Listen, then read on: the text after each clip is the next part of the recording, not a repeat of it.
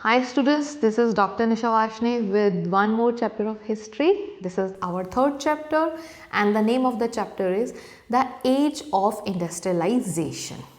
What do you mean by age? Age is basically, let's check it from the human age. So if we say age, so we are talking about a long period of a time. Correct. So same way, if and assume a human being lives for around 80 years, 90 years. So this is a long period of the time and we are going to see about how humans are living. Same way, we are going to see the age of industrialization, a period of industrial revolution, start of industries, impact of industries on human life, social life, political life and economical life. So in the period of almost 1 and 2 centuries, we are going to see the changes, how it has brought in the social structure of human life and which all achievements we did and which all problems we faced. So let's get started with this chapter. This chapter is divided into two basically major countries that we are going to look upon.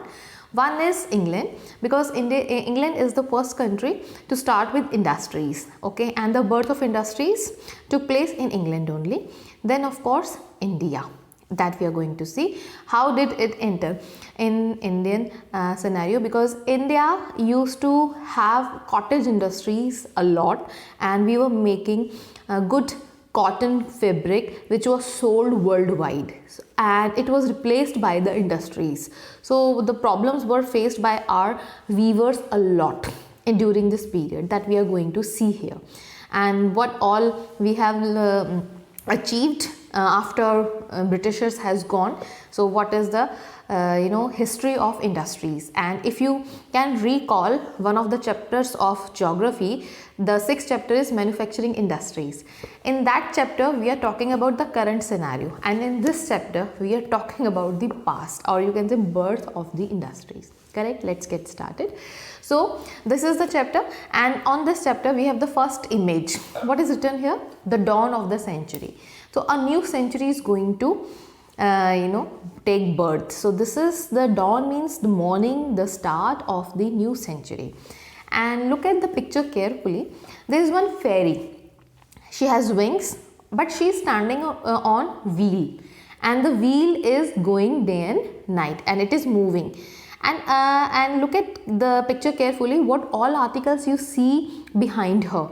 There are so many things manufactured in the industries and they are showing sign of progress, means speed and looking into the future ahead. So this fairy has brought a lot of new goods or new machines for humans to use, to grow, to reduce their delay. So this has shown by E.T. Paul, and interestingly this is the cover page of a magazine. Fine. So through that cover page, what this magazine would like to bring in the mind of the people, that we are moving towards the new era, and this new era is called the age of industrialization. Fine. So here we have E.T. Paul. Please underline this, who has where this particular magazine or the picture is printed and what is being shown here. So this I have explained you here. And there is one more figure you can see at the back. There is one more black and white picture which is divided into two. At the upper side of this picture shown two magician is written, where a person is using magic lamp to think and bringing out the wishes true. That can come true by just wishing and just rubbing that lightning lamp. So it used to happen in the stories that there is a jinn will appear if you will lit this lamp and he will fulfill all your wishes. So this is shown here. And one more thing, this kind of imaginative stories, according to this picture, is popular in Orient countries. Orient countries, basically Asian and African countries. Somewhere it is also telling you that Asian and African countries live in dreams. They don't progress and they don't have anything to show and to prove in terms of technology. And the lower part of this picture is shown that a mechanic is holding some machine and he is building what you ask him to make. So any machine can be made, anything can be made with the help of machines, and the mechanics are real magicians, and these mechanics are found in Western or European countries. So this is a contrast of two worlds at the same time. One is developing because of the industries and the other is still living in their dreams, correct? So this is the second picture what is shown here. So this is kind of a start of the chapter to make you understand what are we going to learn in this, correct? So only you have to learn about what are the picture representing, that's it. There is no question, can be asked in 1 marker only, not will that will not be asked in 5 markers and 3 markers, okay? Next, move to the as I have told you, it started in Europe. So the first portion of this chapter we will cover the Europe and England mainly. Half of the chapter and portion will be covered of India. So it has the one first started before the Industrial Revolution. The first topic is that what was the time before Industrial Revolution? People, how did they used to live? What did they used to make? And what was the only profession? Was there any profession related to industries? So what is written here? That no doubt we were most of the people were into agriculture, but agriculture was not possible throughout the year. It was possible for 8 to 9 months. For 3 to 4 months, the farmer families would do some kind of a handwork, and that handwork could be making of cloth, making some kind of bags or local furniture, handicraft work, okay? So this was the time period when it was called proto-industrialization, and the tools they used to use for making those handicraft things were very simple in nature. As you can see here, there is one more picture. One lady is making some cloth, and in Hindi we call it charkha, okay? So she is using that particular handmade machine at her home, and she is making some cloth, and behind her an old lady is being shown here, and she is also busy in doing some kind of a work. So in families only, or you can say 8 to 10 families together would do some kind of a handicraft work or cottage industry, you can say, to understand it better, that people apart from doing agriculture were also engaged in some kind of a cottage industries and were producing those goods. Now, how would they sell these goods? So here is the role of one person who is providing them work from cities, and this fellow would come, would provide them work, will give them money, will collect the work, will get it finished in the cities and will sell. And this person would call the guilds, G-U-I-L-D-S, guilds. So that was the role of guilds, and he would have 20 families under him to look after, and to of course under him or to supervise how are they working and what kind of a work that guild want from them, and they have to produce that kind of a work. So this way people used to do agriculture as well as some sort of a handicraft. This time was called proto-industrialization in Europe. Okay, so question, please write the first question. What do you mean by proto-industrialization? What do you mean by proto-industrialization? This is very important question, asked many times in the boards as well as in UTs or in normal exams. It's a very common question and very easy to answer. Interestingly, it can be asked in 1 marker as well as in 3 markers. Okay, so this is the setup you have to explain. The second paragraph where it has been mentioned, and the third paragraph in detail you have to mention what do you mean by proto-industrialization. Oblique, you can write one more question. Who were guilds? Oblique, what was guild system? Who were guilds and what was guild system? Again, the answer would be the same. You have to just change the language as per the question. Clear? So this was the first page we have talked about, and many people were under him, under the guild system, and one guild will not allow the families to go to another guild because there was a kind of a network and the pre-understanding that you are under me and under my supervision. And the simple machines were there, the staple, the fullers to weave, to make yarn. So some simple tools were very common in making cloth, and at that time cloth was the major industry in proto-industrialization period, and most of the people used to make cloth. As you know, Europe has a climate of very cold region, so they were involved in making cloth and woolens. Fine.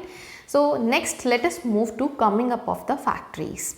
So look at the book again, what is written, coming up of the factories. So let us discuss the features of factory, what is factory and how it is different from the cottage industry. So there are 2-3 common things which are very simple to understand for any student.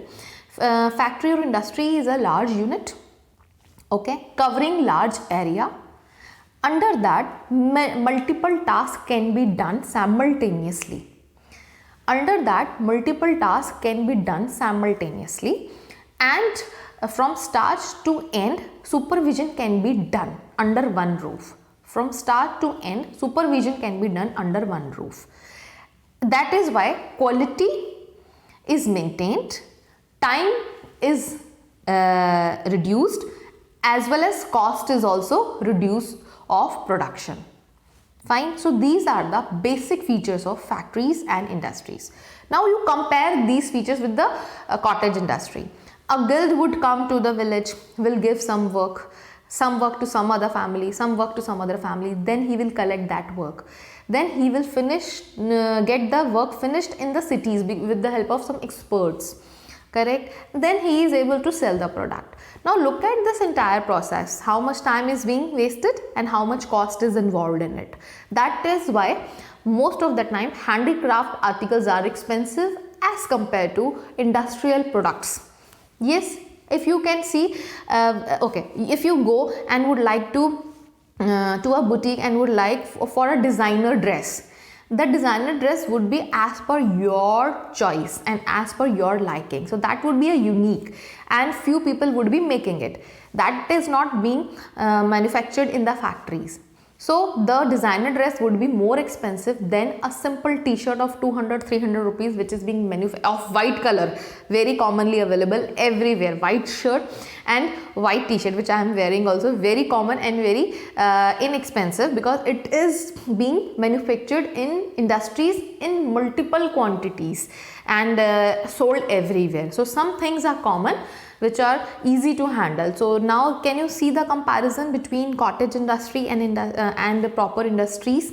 So this way industries came up. And who was the first person who developed these industries, or who helped making engines, or the tools which were used in making one machine? So they are working with the help of steam. So all of us know that electricity came late. Start of any engine was with the help of steam. How would the steam will work? It will have a coal inside, that steel will push the machine and the machine will then start running. So this was the process, we know that. So Richard Awkward created the cotton mill. Please underline, Richard Awkward created the cotton mill. Till this time, you have seen cloth production was spread all over the countryside and carried out within the village households. So cotton mill was the first demand, because as I have discussed, why was it required and necessary, and before that it was done only in countryside, means only in rural areas. Fine. So gradually the next paragraph is talking about importance of industries, which I have just discussed with you. So next question, why were industries important? Why were industries important? So that is given on page number 107. The top 4 lines are given here that you have to mention. Correct? And new technology has brought modernity in the society, and it has actually opened lots of avenues for the industrialists, for the rich people to invest in, and most of the time they are also looking for the workers. So some people also started getting work apart from the agriculture. Correct. So this way it has changed the structure of the society as it entered, but it was the speed, or you can say the development, was not at very fast. That we are going to cover in 1.2, which is written the pace of industrial changes. The pace means what was the speed and how was it adopted. So please write down the next question. What was the pace of industrial revolution? Here we have 4 paragraphs to cover. I am just asking you to underline with me simultaneously. Oblique that can be asked, how industrial revolution or industrial development seen in different phases, that can be asked. So different kind of a question can be asked out of this. So let us start from the first point. The most dynamic industry in Britain were cotton and metal. So first point was that the industry started with making cotton and manufacturing metals. So it has helped in spreading the basic industry and fulfilling the basic needs of the people. So it helped people to survive in a better way. In metal means metal would help in making industry. Correct. So use of metal with the help of, or extraction of metal with the help of mining. After mining, the metal is being transformed into different tools which are used in making industries or machines. Correct. So it has helped a lot. So cotton and metal industries were given priorities, and the people, those who were into this production, became very popular and rich also. Second, the industries, as I have discussed, were not found in every area. So beginning was cotton and metal. So they could not replace the traditional industries or cottage industries. Correct. So it was very important that small jobs are always done at simpler level, rather using machine for that. So what is written, even at the end of 19th century, less than 20% of total workforce was employed in technologically advanced industry. So after just seeing workforce only, 20% people are working in industries and 80% people are still working inside the cottage industries or work at home. The work at home here means working on simple machines. Clear? Third, traditional industries was not set by the steam powered cotton metal or metal industry, but they did not remain entirely stagnant either. So you can see that what the production was done at a local level was also in demand. In the previous sentence, we saw from the angle of workforce, and now in third point we are seeing the demand of the products of hands, made by hand. So that was also there. It did not diminish. As I've just discussed example of designer dress. So you also go for designer dress. You don't go to the factories to, or you buy simple stuff. You still prefer. So handicraft material are still prevalent and very much in demand. Next, technological change occur very slowly. And why slowly? Because some of the engines got stuck somewhere, so it was very difficult to mend it immediately. Reason? Engineer is not living in your city, he would come from other city.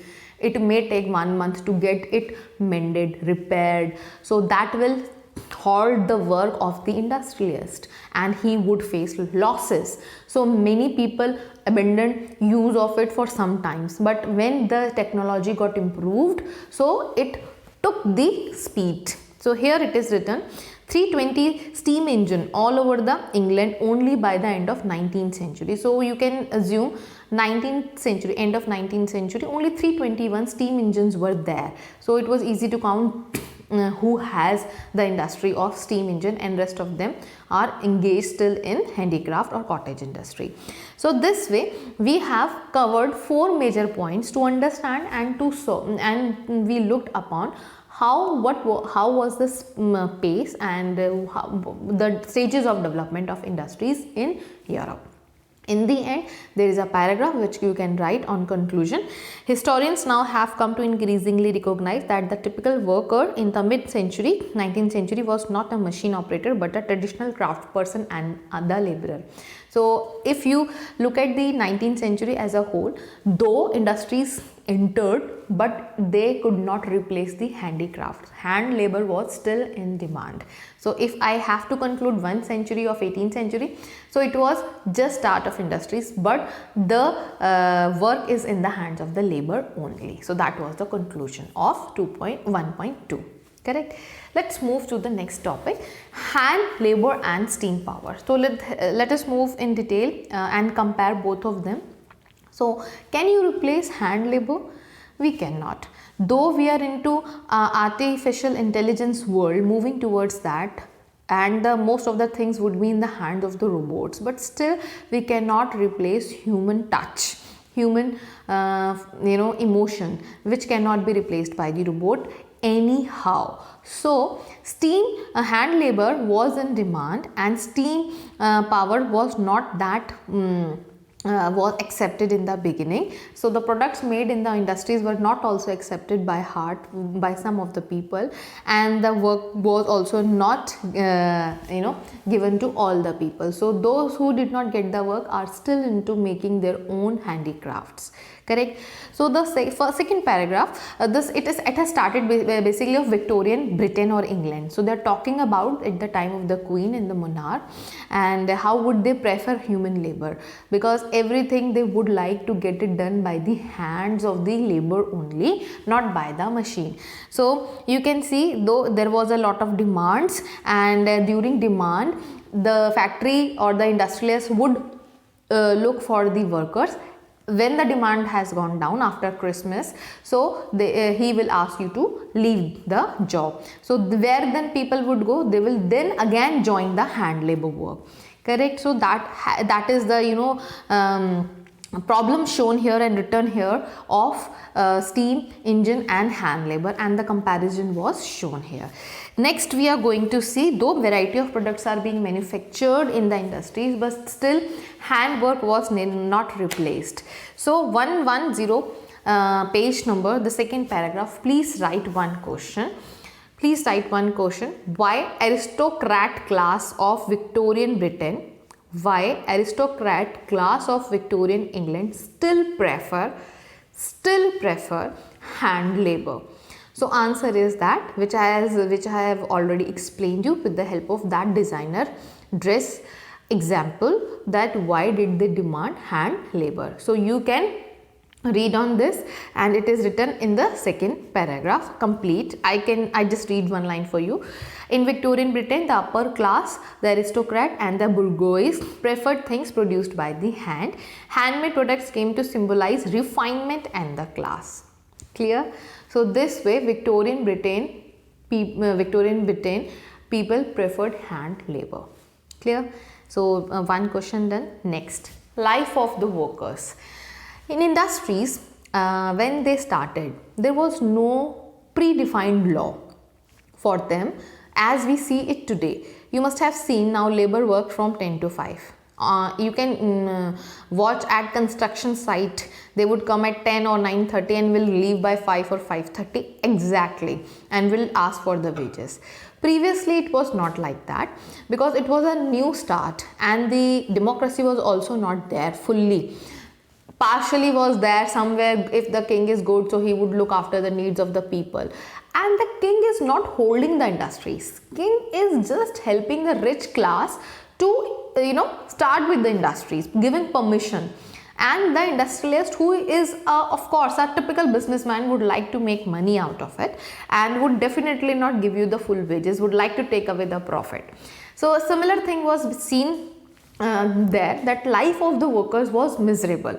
They had to work 16 hours a day, and there were no light in the factory. It was dark, no hygienic conditions, no clean water, toilets, and children were also forced to work inside the factories sometimes. So this way there was no rule for which age group will work, which age group will not work. And for the women it was miserable, because they were first of all not allowed. If they were allowed, so they were offered less wages, correct? And they were allowed at the time of wars, when all the men are not available in the factories, then the women were given the work, correct? That is written in the history. So life of the worker was miserable. So after, assume there is a war and the men has gone to the war is over, now they are coming back. So like we have today, if you join military and you are there on the government payroll till your retirement, and government will take care of your life and your family's life till your last breath, correct? It was not like that previously. So once there is a war, you are recruited in the war, in the military, and then you are being asked to leave. If you are coming back and seeing no work, so what would happen? Exploitation was there. So among that, there was a very beautiful incident. Please first of all write down the question: what was the life of workers during Industrial Revolution, correct? And the next question: why were spinning jenny attacked? Why were spinning jenny attacked? Now spinning jenny is a machine which is used to make cloth, and this machine has replaced approximately 30 people, and the job of 30 people is being done by this particular machine, correct? So the spinning jenny, those had spinning jenny in their industries were attacked. Means the women got so annoyed that now they don't have any work and they are dying because of hunger. So let us attack the spinning jenny. Once the spinning jenny would be destroyed, so the employer will ask them to work in their factories. So certain kind of fun. It's not fun. It's actually a problem of the plight of the people coming to save themselves. So after that, you can write one more question. The fear of unemployment made worker hostile to the introduction of new technology, and when spinning jenny was introduced, the woolen industry women who survived on hand spinning began attacking the new machines. So next question: why spinning machine was attacked, correct? Slowly and gradually, now new industries and new fields of work started. Now as I have discussed, only cloth and metals were there. Now roads are being constructed, buildings are constructed, so there people got some work. And apart from this, furniture is manufactured now in factories. So new areas of factories started up and new fields emerged. People started getting works in the factories. So slowly things of exploitation got settled down by coming of democracy, and by becoming more aware about your rights, and by making labor laws, correct? So this way things got little improved. So far we have covered half portion of the chapter, which is your England. Okay, now let us move to the India. So before that, what is the heading? Industrialization in the colony. You know what is colony? So India was colony of British, because British were ruling us. So whatever they were doing at their home, they will bring something here also. Same way, they brought industries in India, and the first industry, no doubt about it, what was that? They have brought in cotton industry, and they brought it in Bombay. And the workers were coming from nearby villages from Ratnagiri. Now before moving into the industries of India, let us understand social structure. Please write 3 social groups, what I am telling you here. The first one is farmer, who is growing crops. Okay, assume cotton crop. So cotton is being grown by the farmer. Fine. Now that farmer is selling that cotton to the yarn maker. Now the person is making yarn on charkha and selling that yarn to the weaver to make cloth. Now the weaver is making cloth and he is selling this to the merchant to sell it in the city or abroad. So merchant has got the handmade cloth to sell. This way the entire network was functioning in Indian society, and we were doing very well. In the history book in itself, it is written that India was making good money. 42% of world business was in the hands of China and India only, and we used to do 42% business. Can you beat this? That is why India was called golden bird. Our farmers had lot of gold. They were rich enough. But what has happened when Britishers came to trade? I'm just giving you a brief story. They came, okay, India is very famous for so many things. Let us go to India and do some trade. We'll buy something. What is trade? You are buying something on cheaper rates and selling somewhere on the higher rates, and you are keeping your margin. That's it. But the entire process of going, coming and handling the goods is your headache.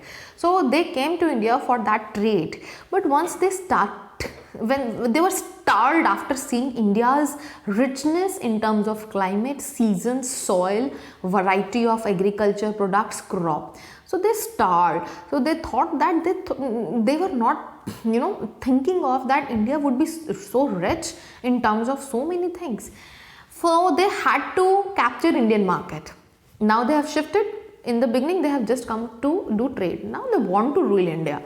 So by chance they defeated our few kings right from Battle of Plassey 1757. Gradually within 100 years they defeated most of our kings and captured most of the continent, Indian subcontinent. Now they have to break that network. Farmers, yarn maker, weaver and merchant, and they have to put their industries. Until unless they will not remove this cycle of working, so they cannot put up their industries and they are not able to sell their product, okay, in the same market as well as abroad. So they have got the labor from here only, they have got the raw material here, and they have got the market, readily market to sell, as well as market across after India also, international market. So that market, how did they break that network? I have just given you a summary. You have to go through it yourself. Okay. So I have covered 113 page, whatever I have explained you. I have covered 113 page full, means 3.1, the age of Indian textile I have covered here. So how did they break? So they broke, first of all, they appointed some officials to get some details, or you can say get all the details of the farmers, get all the details of the weavers, and get all the details of the merchants working in this network. Once the detail is in their hands, and now they are able to break them. So they started buying our raw cotton from the farmers itself and paying them a little higher money. Okay. Now the farmer is selling their products to the British. Same way they went to weaver and gave them good amount of money that now you will make cloth for us in the beginning before starting up of industry. Now the weaver has got some more money. So weaver started working for the British. Okay. Of course there is a greed of having more money. So the weaver were in the hands of British now and the farmers also. If the merchant will not get this finished product, where will he sell? So merchant has gone. Now farmers are exploited that you have to grow for us. In the beginning, you can read in class 12th history, in the beginning they were offered good money to grow cotton because the cotton supplies from America was stopped to England. So they looked at in India and said that they can also grow, why can't we get it from them? So they in the beginning, of course, they offered us good money, but once they understood that their network has broken down, now the farmers are selling the product to me, and see, look at that. If the cotton will not reach to the weaver, good cotton will not reach to the weaver, so where would the weaver make cloth? So in the beginning, weaver were also offered that we will give you the through government officials, and the name of the government official is called Gomastha. The Gomastha is the officially appointed official who would come to the weaver and offer the money to make cloth for him. But there was clashes after some time between the Gomasthas and the weavers. Clashes had to be there because weavers had their own pace of working, and Gomasthas were asked to force weavers to place and to complete the order as soon as possible. So this way there were some clashes. However, their conspiracy, you would say, or their plan got successful and Indian network got broke down, and our business has gone down to I think 233 to 3%. It is written here. I need to find that line, but you can read on. So this way our network has finished. So 3.2 was breaking up of Indian network. Here there are the few questions. What happened to the weavers? Direct question is written. Who were Gomasthas and why there were clashes between Gomasthas and weavers? Clear? Next, Manchester came to India. Manchester came to India means what is Manchester? Manchester is the name of the city in England where the first cotton mill was started. So now the mill has come to India. So what would happen? Same thing. So previously we were previously we were getting something from England through industries. Now the industry is here in our country. So industries has started producing goods. People have started buying the goods on cheaper rates. The difference I have talked about in prices. So this way our people got more poorer and poorer. The network, as well as we were forced to buy their products only. That was also the thing. We were forced to buy their products only. So first machine came in Bombay, and the people around that from Ratnagiri started up, and slowly and gradually 31% of value of Indian imports and has gone down, and 1870 this figure was 15%. So now the import is not there. Import has gone down. And they are producing their own goods. Britishers are producing goods here in India only. So this was the entire story, and one figure is given here. Bombay Harbour, a late 18th century drawing shown how ships are coming and how the products are being sold to different parts of the world, produced in India. Next, factories come up. So that was in the part of how did British enter in Indian market. This particular portion of 4.1 is talking about Indian entrepreneurs, those who were rich and those who were businessmen making money by doing business abroad. Now they got to know they have to produce everything in machines, and they also put up their own factories. So some of them were very popular. You have to remember their names only, correct? Then one of them was Jamshedji Gigi Bhoy Tata. I hope you know him. Ratan Tata is his great grandson. Next, Dwarkanath Tagore and partners in the enterprise J.N. Tata, R.D. Tata and R.J. Tata, correct? So, so this way you can understand how many people involved into putting up their own industry. So these were the Indians, those had money and they understood this business of making cloth and selling it, correct? So but I tell you one thing, later on I will explain however it is mentioned. First World War broke out at that time, and in England industries were busy in manufacturing war goods, and they shifted their mind from Indian market to their local market. So they brought up the industries in India, but slowly and gradually they left control on Indian market. And interestingly, due to First World War, these people, those who started with their industries, captured Indian market. So at some point of a time, 50 to 80 years, we had no work, but after that, Indian market started gaining its popularity once again. Now Indians are making Indian products in their own factories, correct? So it is written in 4.1.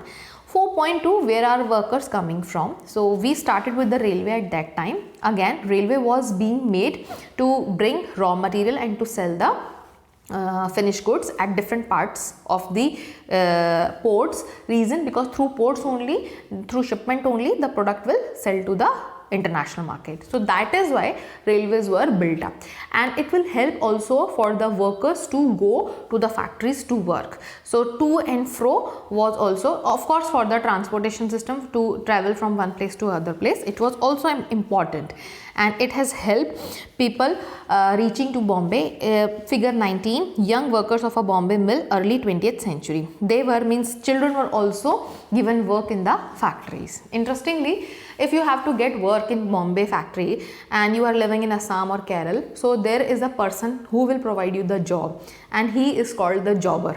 So as you know, some companies who provide you, job opportunities and recruitment agencies nowadays. So previously there was a person called jobber. He will take some fee from you and will promise you that he will get job.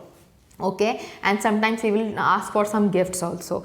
So next question you can write, who were jobbers? What was their job? Who were jobbers? What was their job?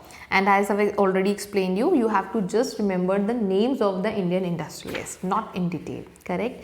So you have to keep on reading sources as well. Sometimes sources will put up and questions would be asked within that source, and no doubt about it, a little from the text also. So a good student would read all the source of the history and all the pictures of the political science and all the boxes of economics and all the do you know from geography. This way help you to build your confidence in SST, correct?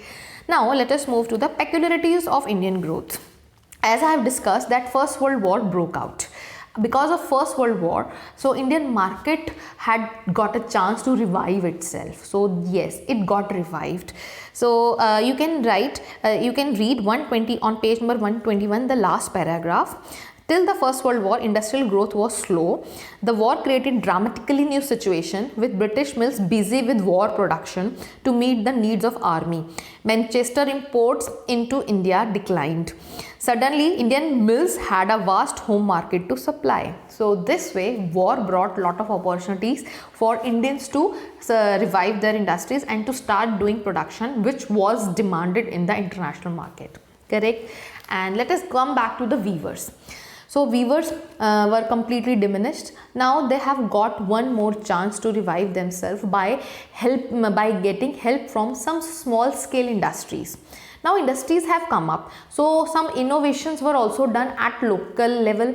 So some small industries also started manufactured, and weavers started using them, and these were called fly shuttle. In fly shuttle you have to move your hand and your one leg to make one sari. If you belong to South India, you must have seen, or the students from Delhi, you must have seen trade fair. In trade fairs you will find there are certain stalls kept only to show how the handicraft cloth is being produced, especially saris. Okay, so this way you can get idea what I am talking about here.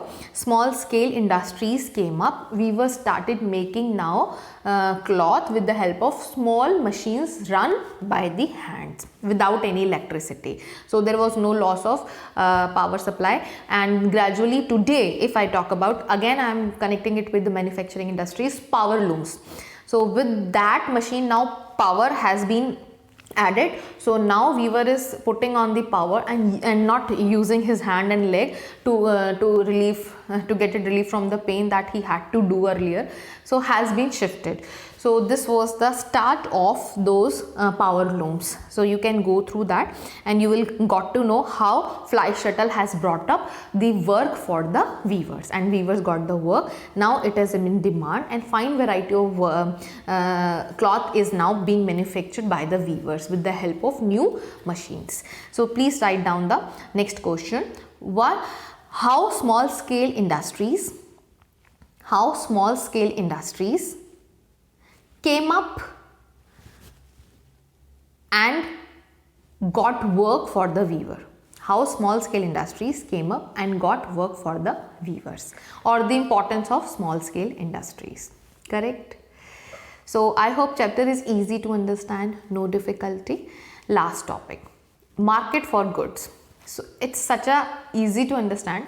Advertisement on the TV, on the everywhere. What is the job of advertisement? To attract you. And who are the advertisers? Means who is influencing you to buy that product? Kareena Kapoor, Shah Rukh Khan, Sachin Tendulkar. Why these people? Because these are prominent figures and we get influenced by them. That is why we think that if Shah Rukh Khan is using that, Amitabh is using this product, I should also use, and they are recommending us to buy that product. Same thing happened when it started. So the concept of advertisement started by the British, and they used Indian figures, especially figures of god and goddesses on their products, and on bottom it is written made in Manchester. Interestingly, made in Manchester, but the to get attraction of the buyer, Indian god and goddesses were shown on the product, and sometimes some pictures of the rulers were also shown. So this way market or advertisement were done to have more customers. So last question of this chapter: what was market for the goods? How was it introduced in Indian market? Importance of advertisement in Indian market. Correct? So it started. How did it start? So this way I have concluded chapter. Very easy. Please go through that, read that. Very interesting. Any question you can ask me in doubt classes, or please take up your class chapter 9 test. Thank you so much.